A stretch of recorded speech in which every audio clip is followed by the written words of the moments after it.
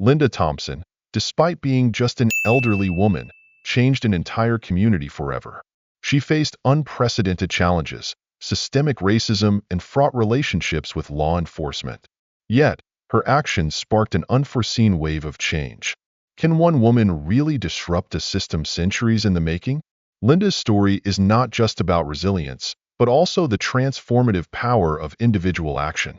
Join us as we delve into her emotional journey, full of surprises and deep significance. Thank you for following, and don't forget to subscribe for more inspiring stories.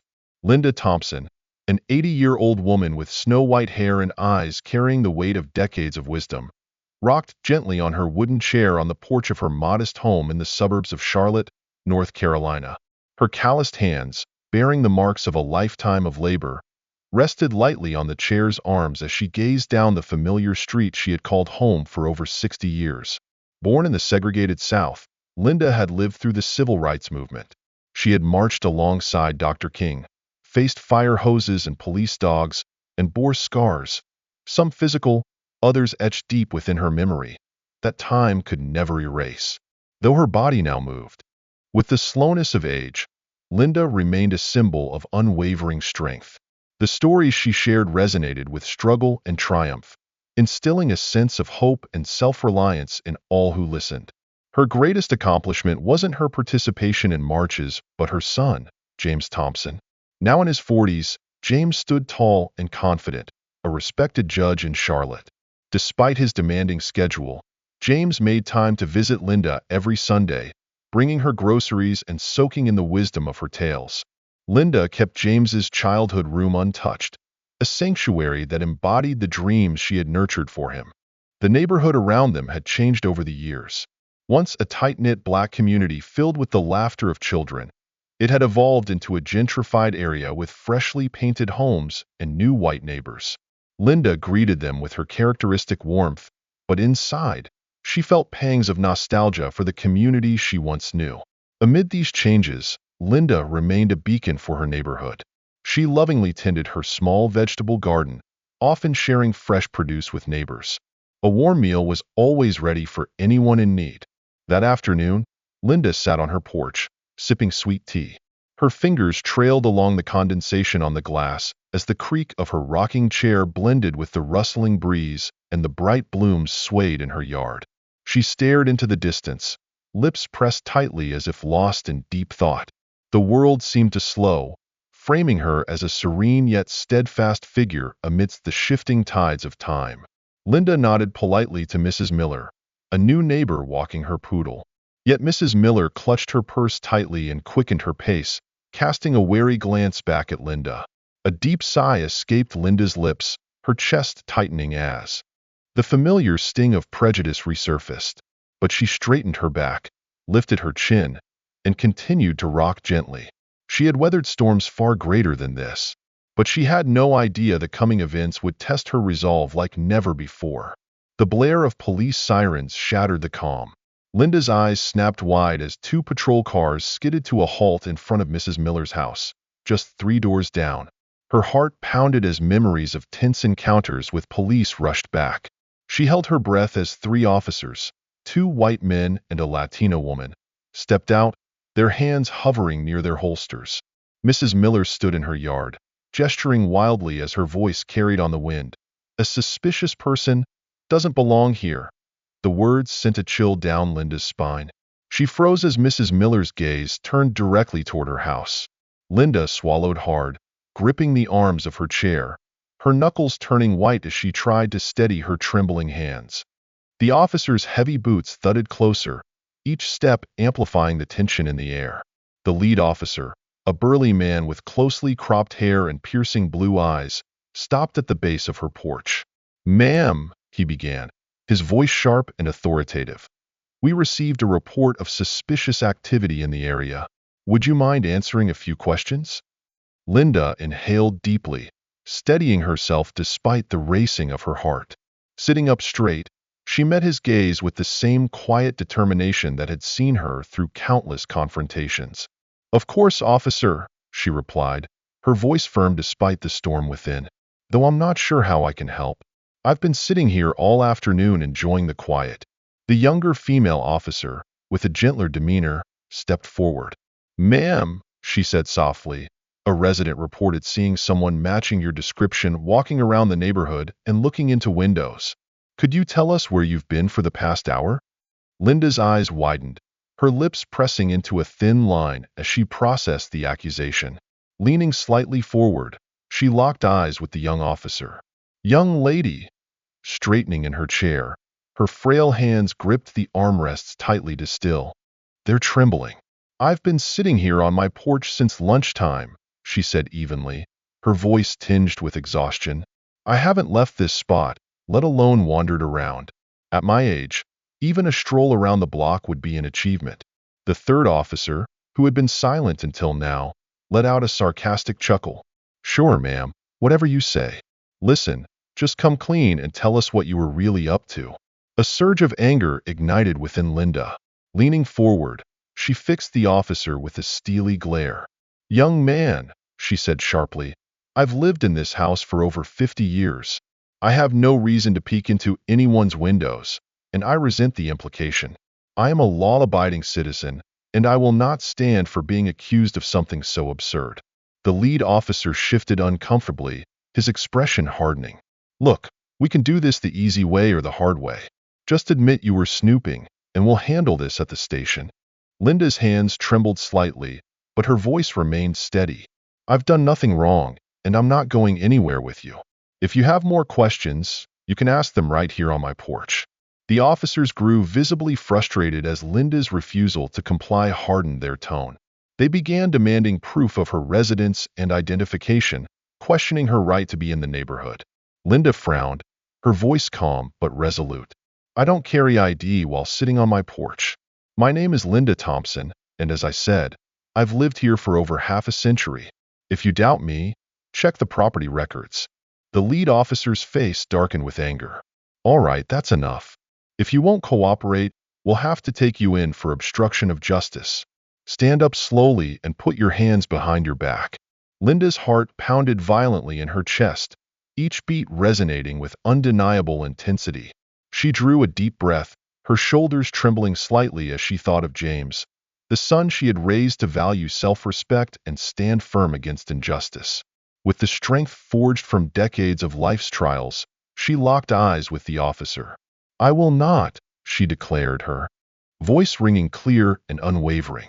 "I have done nothing wrong, and I refuse to be treated like a criminal in my own home. If you want to arrest me, you'll have to drag me off this porch. And I promise, I will not stay silent." The officers exchanged glances, clearly unprepared for such defiance from an elderly woman. They hesitated, debating their next move. Linda remained seated, her hands gripping the chair's arms tightly. Closing her eyes for a brief moment, she whispered a silent prayer, pleading for strength and for someone, anyone, to witness and intervene. Unbeknownst to her, the unfolding tension was about to take a dramatic turn. The standoff on Linda's porch had reached its peak. Suddenly, a sleek black SUV pulled up to the curb, its engine rumbling briefly before shutting off. The officers, engrossed in the confrontation, only noticed the new arrival when a commanding voice cut through the air. "What's going on here?" All eyes turned to a tall, imposing man with a polished appearance, striding purposefully toward the porch. In his early 40s, dressed in a meticulously tailored suit, his authoritative presence was undeniable. Linda's face softened, her lips quivering as she spoke his name. "James!" she cried, her voice choked with emotion. "Thank God you're here." The lead officer, sensing the situation shift, stepped forward. "Sir, this is a police matter. I suggest you step back." James stopped at the foot of the steps, his sharp gaze sweeping over the scene. His mother, an elderly woman holding onto her chair as though it anchored her amidst the turmoil, surrounded by officers with an air of hostility. When he spoke, his tone was calm, but a barely restrained fury simmered beneath it. "I'm Judge James Thompson of the Charlotte Superior Court," he said evenly. "And this," he gestured toward Linda, "is my mother. Now, I suggest you explain why you are harassing an elderly woman on her own porch before I start making calls you won't like." The impact was immediate and unmistakable. The officers' faces paled as they realized the gravity of the situation. The lead officer, once brimming with aggression, now stood sheepishly, his expression laced with unease. "Judge Thompson," he stammered, we didn't know. There was a report of suspicious activity in the area." James raised a hand, cutting him off. "And you immediately assumed my mother, who has lived in this neighborhood for over 40 years, was the suspect. Based on what evidence?" The officers fumbled for words, their earlier confidence replaced by flustered defensiveness. A small group of neighbors had gathered, drawn by the commotion. Among them was Mrs. Miller, her discomfort evident. James noticed her and addressed her directly. "Ma'am, were you the one who called the police?" Mrs. Miller stepped forward hesitantly. I did. I saw someone I didn't recognize walking around, and with the recent burglaries," James interrupted, his voice low and dangerously controlled. "And did the person you saw look anything like my mother?" Mrs. Miller flushed, her eyes darting to Linda for the first time, as if truly seeing her. I'm not sure. It all happened so quickly." Turning back to the officers, James's gaze hardened. "Let me get this straight. You acted on a vague report from someone unsure of what they saw and decided to confront my mother, treating her like a criminal on her own porch? With no evidence? No justification?" He paused, his fury barely contained, as he awaited their response. The weight of his words hung heavy in the air, and the officer's earlier bravado had completely dissipated. Linda, still seated, her hands no longer trembling, watched her son with a mix of pride and hope, silently praying that the justice she had long fought for would prevail. James turned to the officers, his voice cutting through the tension like a blade. "You acted on a flimsy report, stormed in here, and attempted to arrest my mother, a respected member of this community, without probable cause or reasonable justification." His words struck like a hammer, leaving the officers visibly shaken. One by one, their eyes dropped, their initial bravado replaced by palpable shame. The neighbors, silent witnesses to the scene, stood in stunned disbelief. The ugly truth of what had almost transpired weighed heavily in the air. Linda, still seated in her rocking chair, gripped the armrests tightly, her eyes focused on the unfolding confrontation. The strength and eloquence of her son had spared her from an unjust ordeal, but the need for such an intervention on her own porch felt like a stab to her heart. Her shoulders stiffened, a painful reminder that the battle against societal prejudice was far from over. As James continued to outline the legal and ethical violations committed by the officers, his voice resonating with authority, Linda closed her eyes briefly. Her breathing steadied as she whispered a silent prayer of gratitude for her son's timely arrival, and of hope, for understanding, for healing, for a day when incidents like this would be relics of the past. But as James spoke, his voice sharp with indignation, Linda's resolve crystallized. Opening her eyes, she made a decision. "James," she said, her voice quiet yet firm, "that's enough." All attention turned to her. Slowly, Linda rose from her rocking chair, her back straight and her shoulders broad with the weight of her lifetime of resilience. Her gaze swept across everyone present, from her son to the officers to the neighbors gathered nearby. "What happened today isn't just about me," she began, her tone calm but laden with strength. "It's about every person like me who doesn't have a son in a position of power to protect them. We cannot let this go unchallenged." James looked at his mother, a blend of concern and admiration in his eyes. "What do you want to do?" he asked, his voice softening. Linda took a deep breath, her chest rising and falling as she exhaled her answer. "I want to file a formal complaint." Linda began receiving threatening phone calls and letters. Some neighbors, displeased with the attention her story had drawn, grew distant and cold. Despite her efforts to remain composed, she felt a chill run down her spine every time she held an anonymous letter in her hands. The police department, under heavy scrutiny, retaliated by dredging up trivial mistakes from Linda's distant past. However, their attempts only fueled public outrage, as Linda's spotless reputation and the clear evidence of misconduct were undeniable. James, true to his word, stood firmly by his mother. Leveraging his connections within the legal community, he ensured that Linda's complaint was taken seriously and that she had the best legal team at her disposal. Yet, his unwavering support began to take a toll on his own career, placing him under intense scrutiny. Day by day, Linda felt the weight on her shoulders growing heavier. Yet, each time she faced the community, she stood tall. Her hands, though trembling from exhaustion, gripped the microphone firmly, her voice resonating with determination. "We must do this, not just for me, but for all of us." Rumors swirled through town, suggesting that James, given his position, could no longer remain impartial in cases involving law enforcement. James held his ground, though his shoulders often stiffened and his gaze grew heavier under the probing eyes of his peers. As time passed, Linda's case evolved beyond a personal ordeal, becoming a catalyst for broader discussions on racial dynamics within the community. Town hall meetings were held, bringing together residents, law enforcement, and community leaders to confront long-standing issues of bias and discrimination. Linda, calm yet resolute, became a central figure in these dialogues. Standing before the crowd, her voice steady and strong, she captivated everyone with her unwavering gaze.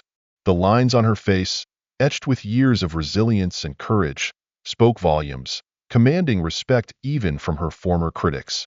She began working with local youth, sharing her story and encouraging them to stand up for their rights. Sometimes, she would sit face to face with young police officers, her hands clasped, her eyes unflinching, seeking common ground to bridge the gap between the community and law enforcement. The relentless advocacy began to take a toll on Linda's health. At night, her body ached with fatigue, and her hands, once steady in pinning countless letters of protest, sometimes trembled as she held a pen. Closing her eyes, she fought back doubts about whether she had sacrificed too much. Yet each morning, a letter from a young person thanking her for her inspiration or news of progress within the police force reignited her determination. On quiet afternoons, Linda sat on her porch in a rocking chair, gazing at the neighborhood with a renewed perspective. She noticed small changes, familiar faces greeting each other warmly, children playing with newfound confidence. She thought back to the words she had spoken to James on that fateful day. "It's time for change, and if I have to be the one to start it, so be it." Meanwhile, another story quietly unfolded. Emily Davis, the young officer involved in the confrontation with Linda, struggled to shake a sense of unease. During department meetings, as colleagues defended their actions, Emily remained silent, but her clenched hands and pursed lips betrayed her turmoil. Each night, Emily sat at her desk, pen in hand, slowly but resolutely documenting incidents of discrimination she had witnessed in the department. Her writing was both a confession and an act of courage. At times, she paused, her breath heavy, but ultimately, she pressed on. Emily knew her actions could jeopardize her career, but staying silent meant complicity. With each page, she edged closer to a decision that could alter her path and contribute to systemic change. She recorded dates, times, and names, her heart pounding as she detailed particularly egregious cases. Emily understood that these notes were powerful, but also that they placed her in a precarious position within the department. Meanwhile, Mrs. Miller, the neighbor who had called the police on Linda, could not escape the weight of her guilt. Community criticism, like piercing eyes, bore down on her, leaving her shoulders slumped and her steps heavy. One day, she called Linda, her voice trembling with an awkward yet heartfelt apology. When they met, the room was thick with tension. Linda sat upright, her hands clasped on her lap. Mrs. Miller fidgeted with her own hands, unable to hold Linda's gaze. But as Linda began to speak, her voice deliberate and steady, recounting a lifetime of experiences in a biased society, Mrs. Miller broke into tears. The flood of emotion reddened her face, but seemed to lift a weight from her heart. The conversation ended with a tentative but meaningful handshake. Their relationship, initially fraught with animosity, gradually evolved into an unusual yet profound friendship. Mrs. Miller joined Linda in her fight for justice. At the same time, ripples of change began sweeping through the community. Under pressure from activists, the city council initiated public debates about police accountability. Town hall chambers overflowed with people, heated arguments filling the air. Some passionately demanded reform, while others staunchly defended the status quo. Judge James Walker found himself in the eye of the storm. His steps through the courthouse grew heavier. Some colleagues nodded in approval, while others offered icy glares or avoided him altogether. During long workdays, James sometimes paused, pressing his hands to his face in exhaustion. He realized he was walking a tightrope, balancing filial duty with the responsibilities of a judge. Under mounting pressure, the police department organized community outreach events and cultural sensitivity training. These sessions, intended to foster improvement, were often met with reluctance by many officers. Emily, sitting in a corner of the room, watched her colleagues' dismissive laughter and felt her body tense. She knew these efforts were superficial, far from the substantive changes needed. Finally, Emily sought out James. Their secret meeting in a quiet cafe crackled with tension. Emily gripped her coffee cup, her palms damp with sweat. "I can't stay silent anymore," she said, her voice raspy. James met her gaze, his expression thoughtful but resolute. "We must do what's right," he replied firmly, even as he recognized the peril of the road ahead. Back in her neighborhood, Mrs. Miller, inspired by Linda, launched an initiative to foster understanding between longtime residents and newcomers. These gatherings were not always smooth.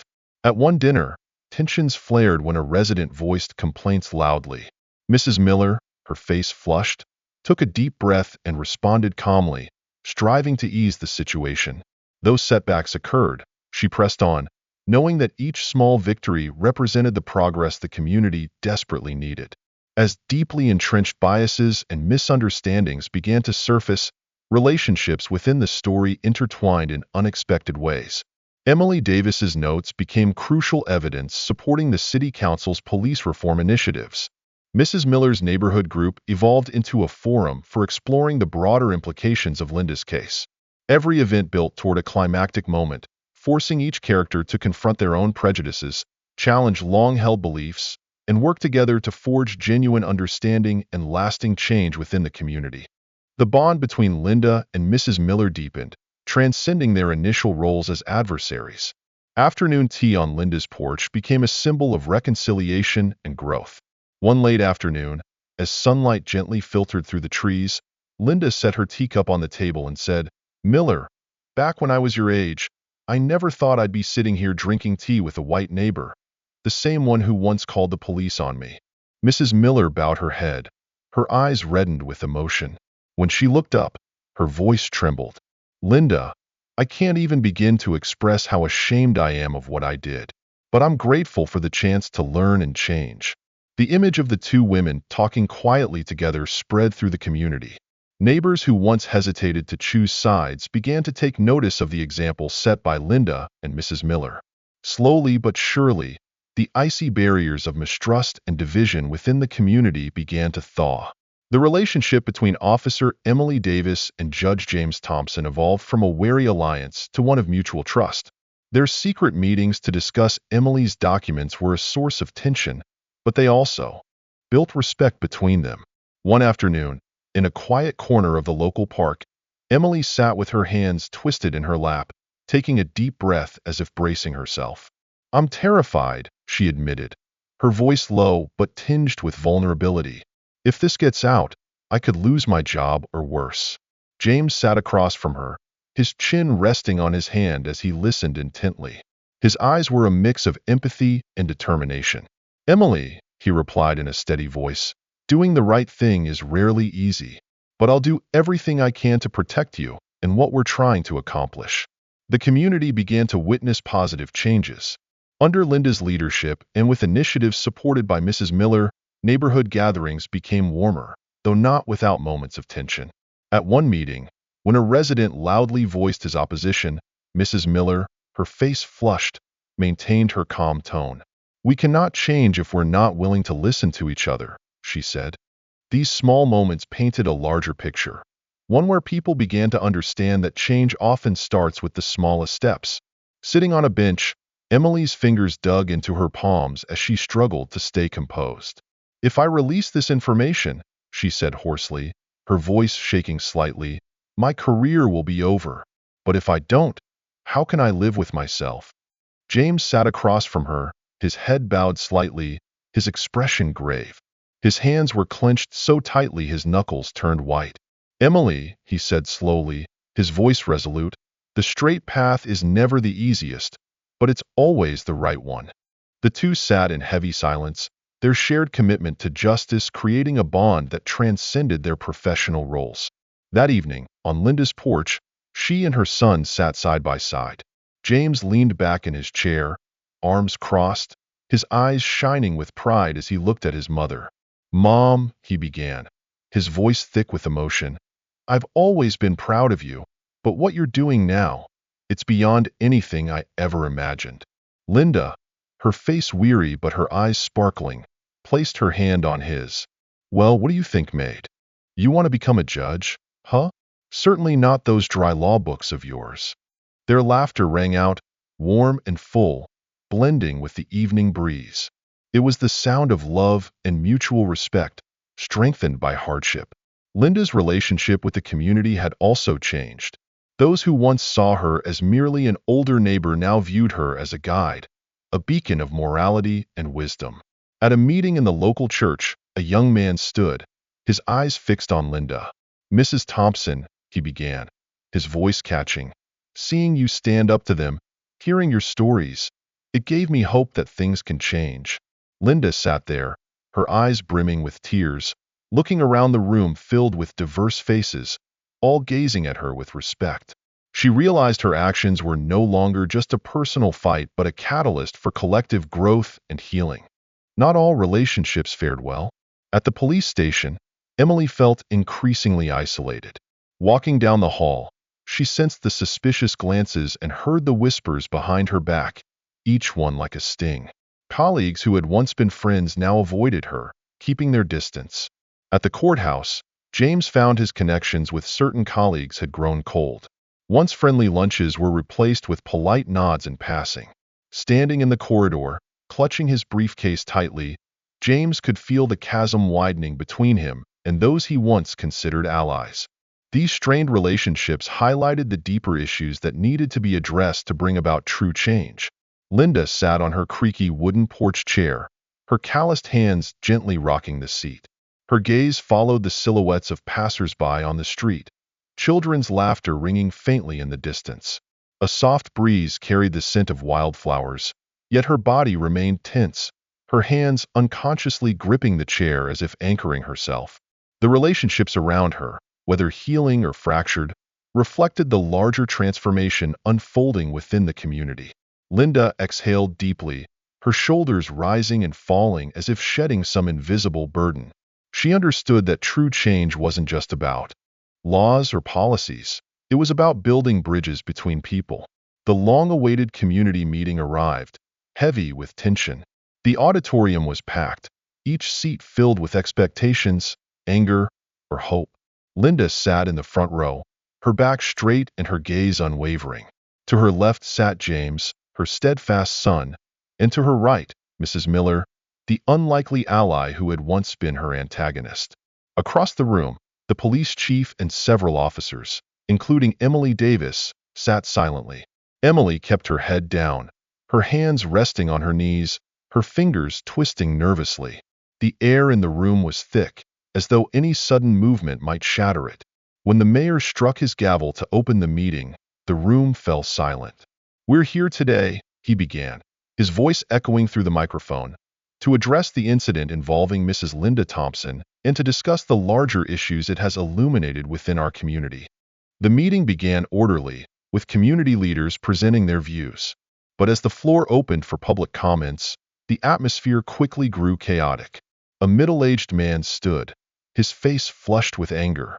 "The police are just doing their job," he bellowed, his hands slicing through the air.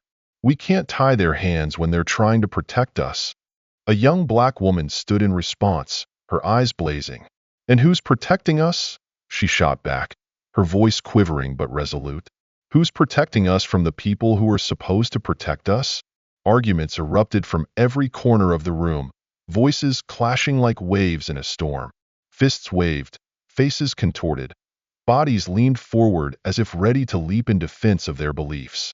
The mayor stood on the stage, trying to restore order. "Please, everyone, let's remain calm," he shouted, but his voice was drowned out by the roaring crowd. The room's tension grew unbearable, a storm of pent-up anger and fear finally breaking free. And then, unexpectedly, Emily stood. Her hands gripped the back of the chair in front of her to steady herself. Her face was pale, but her eyes burned with resolve. "I have something to say," she declared, her voice cutting through the chaos. All eyes turned to her as she stepped toward the podium. Her hands shook as she opened the thick folder she had brought with her. "For months now," Emily began, her voice growing stronger with each word, "I have documented incidents of racial bias and misconduct within our department. What happened to Mrs. Thompson wasn't an isolated incident. It's part of a broader pattern of injustice, and it needs to stop." As her words fell silent, the room erupted. Police officers seated nearby shot her looks filled with shock and betrayal.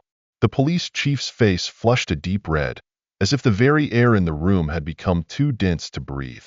He stammered, his words failing to coalesce into coherence. Meanwhile, shouts broke out from different corners of the room. Some lauded Emily's bravery, while others decried her as a traitor to the profession. Amid the chaos, Linda stood up. Though small in stature, she suddenly appeared resolute and commanding. Her steps were slow yet purposeful as she made her way to the podium. When Linda reached the microphone, the clamor began to subside. Emily stepped aside, retreating to give Linda the floor. "Look at us," Linda began, her voice cutting through the tension with clarity and strength. "Look at what we're doing to each other." She paused, her piercing gaze sweeping across the room. "This anger, this fear, this is precisely why we need change. But we can't achieve that by shouting at one another or pointing fingers." As Linda spoke, her words seemed to pierce through the turmoil within each person. A shift began to take hold in the atmosphere. Faces flushed with rage softened. Confrontational glares gave way to contemplative expressions. The simmering anger and fear that had long been bottled up began to be replaced by a collective awareness of shared humanity and the need for mutual understanding.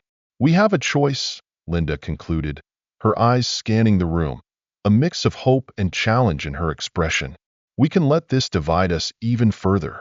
Or we can seize this moment as an opportunity to come together, to truly listen to one another, and to work towards meaningful, lasting change. The road won't be easy, but the things worth fighting for never are."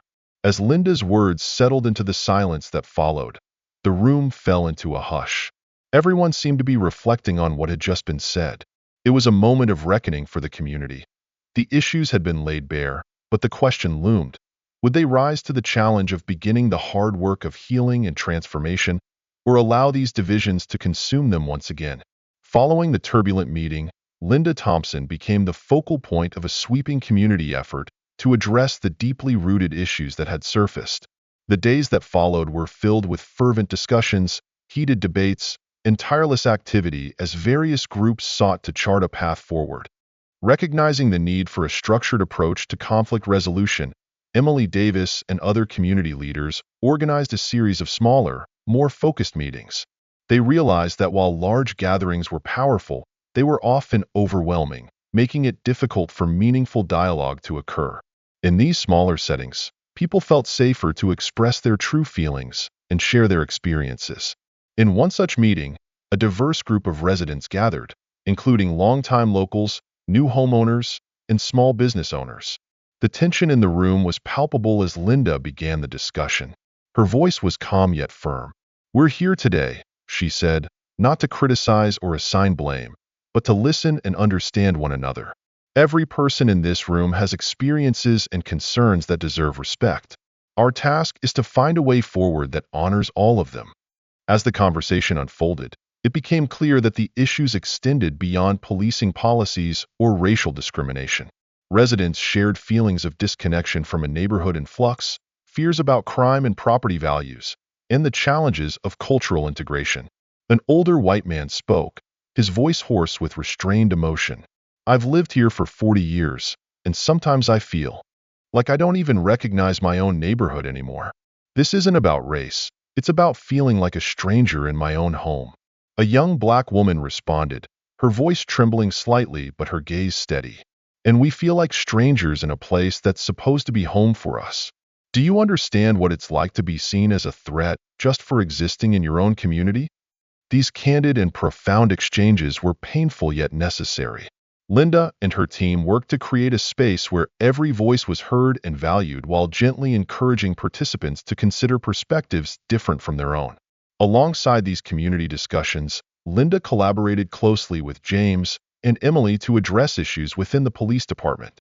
They organized meetings between residents and officers, facilitated by professional mediators. These sessions were often fraught with tension and charged with emotion, but they provided crucial opportunities for both sides to see each other as people rather than adversaries. In one particularly moving session, a young black man recounted being stopped and questioned by police multiple times. His voice cracked as he spoke, his hands gripping the chair beside him. "I feel like I'm treated as a criminal just for walking down the street." A seasoned police officer sitting nearby was visibly affected. His shoulders sagged slightly, and his eyes glistened with emotion as he responded, his voice slow and deliberate. I never realized how our actions might be perceived. We're trained to be vigilant, but now I see that vigilance without understanding can look a lot like bias." These moments of connection and understanding, though small, marked significant progress in resolving the conflict.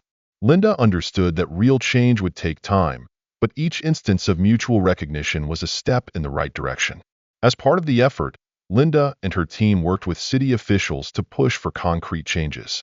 They advocated for greater transparency in police operations, the establishment of community oversight committees, and the development of new training programs focused on cultural sensitivity and de-escalation techniques. The road to reconciliation was not without setbacks. A police shooting in a nearby city reignited tensions, sparking protests and urgent calls for action. In response, Linda organized a peace march through the neighborhood. Unlike a protest, this event was designed to bring people together in a spirit of unity and shared purpose. Residents of all races and backgrounds walked side by side. Some held hands, while others struck up conversations with neighbors they had never met before. The sight of slow, deliberate steps along the small streets, accompanied by soft laughter and quiet discussions, created an atmosphere of hope and connection. Over time, the reconciliation efforts began to bear fruit. Reports of racial bias decreased, while community satisfaction with the local police force improved. The Community Oversight Committee, initially met with skepticism, gradually became an effective tool for ensuring accountability and transparency. Linda's approach, emphasizing listening, understanding, and finding common ground, not only impacted conflict resolution but also influenced other aspects of community life. Neighborhood associations adopted similar methods to address local issues, and schools implemented diversity and conflict resolution programs for students. Still, Linda and her team knew that not every conflict could be fully resolved. Some wounds ran too deep, some disagreements too fundamental to reconcile easily. They learned to measure success not by achieving perfect harmony, but by creating spaces where difficult conversations could happen with respect and purpose. As the efforts continued, Linda often sat on her porch at the end of the day, her gaze distant as if looking back in time. The words of Dr. Martin Luther King Jr., with whom she had marched in her youth, echoed in her mind. "The arc of the moral universe is long, but it bends toward justice." Sitting there, Linda felt the weight of the journey so far. The tension within her began to ease, replaced by a growing sense of belief. Though the path to justice is long and arduous, every small step matters, she thought. Each victory, no matter how modest, contributed to the larger journey toward a fairer, more just society. The warmth of hope gradually grew in her heart. Linda understood that resolving these conflicts was not just about addressing immediate issues, but also about laying the foundation for a more united and understanding community for future generations. One evening, as she sat on her porch reflecting on the journey thus far, an unexpected phone call came. It was the mayor of a neighboring city, who had heard about Linda's transformative work in her community. The mayor wanted Linda to share her experiences and strategies with other communities facing similar challenges. This invitation presented Linda with a pivotal decision. Sharing their story on a larger platform could amplify its impact far beyond what she had ever imagined. However, it also meant stepping deeper into the public spotlight and shouldering responsibilities that seemed daunting for a woman of her age. After careful thought and extensive discussions with James, Emily, and her close allies, Linda made an important decision. She would accept the invitation, viewing it as an opportunity to extend the reach of their work beyond their local community. "We have a tremendous opportunity here," Linda explained to her core support group, which included James, Emily, and Mrs. Miller. "What we've started in this community could be the beginning of a larger movement to reshape police-community relations nationwide." The group was excited about the idea, but they were also acutely aware of the challenges ahead. Expanding their efforts would bring new obstacles, limited resources, organizational hurdles, and resistance from communities potentially more adversarial than their own. Still, buoyed by the support around them, they believed they could make meaningful strides. Linda began drafting plans for a new initiative. Its mission would be to provide resources, training, and support to communities seeking to address racial bias in policing and improve police-community relations.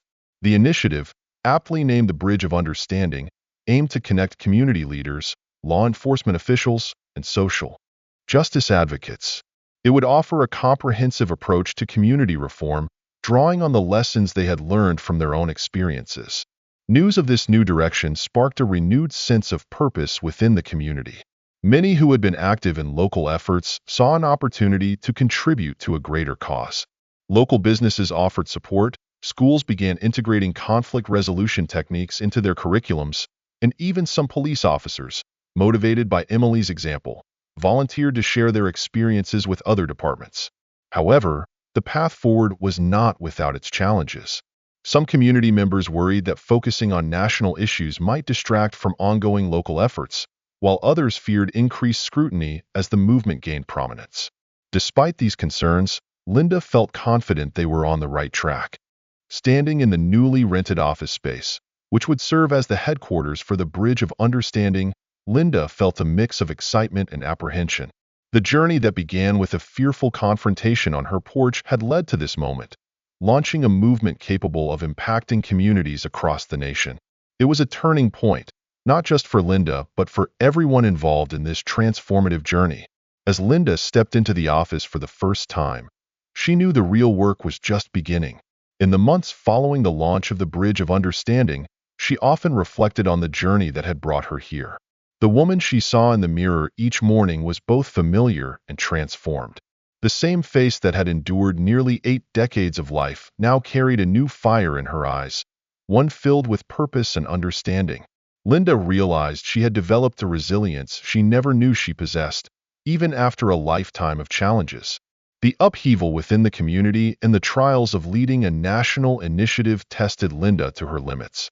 She faced public scrutiny, grappled with complex social issues, and bore the weight of being a voice for change. Through it all, she grew stronger and more determined. Her perspective on community and social transformation had shifted profoundly. While Linda had always believed in the power of individual action, she now understood how a single event could ignite a movement and how personal stories could drive powerful change. She saw the importance of bridging divides, creating spaces for difficult conversations, and harnessing the power of empathy to overcome entrenched prejudices. Perhaps the most significant area of growth for Linda was her role as a leader. Once a quiet pillar of her community, she was now thrust into the public spotlight as a voice for change in police-community relations. She learned to navigate media interviews, speak compellingly to diverse audiences, and build alliances among groups with differing interests and perspectives. This newfound public role also brought its share of burdens. Linda often felt the weight of responsibility, knowing her words and actions could have far-reaching consequences for communities across the country. There were moments of doubt when she questioned whether she was the right person to lead this movement. But in those moments, she remembered the words she had spoken to James on that fateful day. "It's time for change, and if I have to be the one to start it, then I will." Linda also reflected on how her relationships had evolved. Her bond with James had deepened as they became partners in a shared mission. She had forged unexpected alliances, like her friendship with Mrs. Miller, which became a powerful testament to the change they were striving for. Even her relationship with Emily Davis had transformed, symbolizing the potential for growth and redemption within law enforcement. As Linda prepared for a new day filled with meetings, interviews, and strategy sessions, she felt a profound sense of gratitude despite the challenges she faced. The events that had set everything in motion had stripped away complacency and forced her to confront hard truths about society and herself. It had been a transformative journey, one that ultimately led to growth, both personal and communal. Linda, once a quiet, elderly woman thrust into action by an unjust incident on her porch, had become a symbol of resilience, a community advocate, and a leader of change. Looking to the future, Linda felt ready to face whatever challenges lay ahead. She picked up a framed photo from her desk, a picture of her alongside her core support team, including James, Emily, and Mrs. Miller. As she gazed at it, a wave of warm pride washed over her, a reminder of how far they had come and the work still to be done. Taking a deep breath, she felt the familiar tension rise in her chest, but her lips curved into a determined smile. She stepped out, ready to tackle the day and continue the mission of change she so deeply believed in. The transformations Linda had undergone, both personally and as a leader, had prepared her for the next chapter of her journey. She knew that each challenge she faced and every community she helped was a step toward building a more just and equitable society. A vision born from the injustice on her porch, but now grown into something far greater than herself. As Linda stood at the podium, preparing to deliver the keynote address at the National Conference on Police Community Relations and Racial Equity, she took a moment to survey the audience. Police officers, community activists, policymakers, and citizens from across the country were all present, drawn by the promise of a new approach to tackling entrenched issues of racial bias and police community relations. Linda realized that this moment was the culmination of a journey that began with a terrifying confrontation but had blossomed into a movement for change. The themes woven through her journey, resilience in the face of injustice, the power of community to drive transformation, the importance of open dialogue, and the potential for personal growth to catalyze societal shifts, were all present in this gathering. And as she began to speak, Linda felt the weight of her story, her community, and her purpose radiate through her words, a beacon of hope for all those who sought change. As Linda began her speech, she wove together the threads of her journey, emphasizing the profound connection between personal experiences and systemic change. She recounted her confrontation not as a story of defeat, but as a catalyst for transformation. Linda shared the stories of Emily, Mrs. Miller, and others in her community as powerful examples of how facing hard truths can lead to profound change.